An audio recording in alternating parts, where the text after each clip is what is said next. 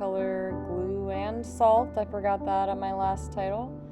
So here you're going to see a classic example of me starting out and then overworking it just a little too much. You can see right here it's really light and pretty, and the salt just carries that water around right through it. Now here the glue's still a little bit wet, and I actually did ruin it a little bit by dropping my cell phone in it. So you should definitely wait until your glue is all the way dry before you start this. And it's just really nice and very satisfying the way that the watercolor just kind of spreads along. I use a lot of just plain water when I do this.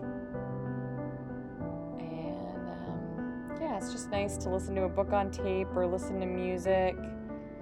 And it's drier now here, I believe. And so I just keep filling it in.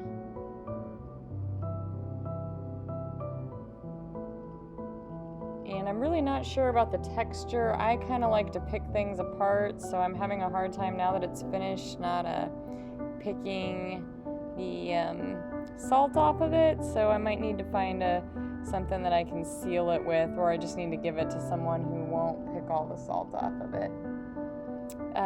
So I really like the white background here. I started to feel like I needed to add more color though, and so I just kept adding, and then I added color inside of it. You'll see here in a minute. And I actually feel that right now is actually probably where it looked the best. And I noticed partway through that I was accidentally dripping my dirty water on the right hand side of this, and I did kind of turn that into something cool. So you'll see that later. So you can see here I've put some cross hatching in, and I'm just doing some watercolor inside, and I just keep going and going, and it gets thicker and thicker. And then I added more glue because the top was empty. I wrote the word peace at the top and kept adding glue to it. But part of being an artist is knowing when to stop.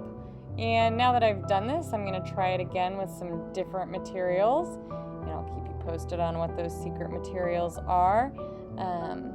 So you can say I put the salt there, let it dry a little bit, and then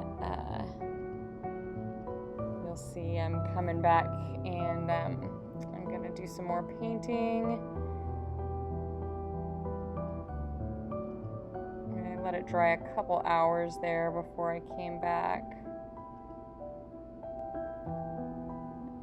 And I try to stay a lot lighter on this. I learned from my mistake with the flower that it doesn't have to be super dark.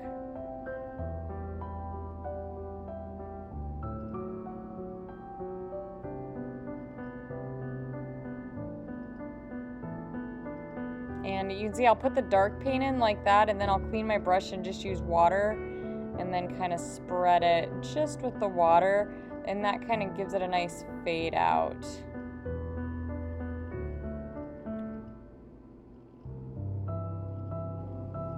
And that's pretty much all of my painting, but then I took it one step further and put an overlay on top with some spray paint and then a little bit of white acrylic, and I ended up with this kind of frosty thing.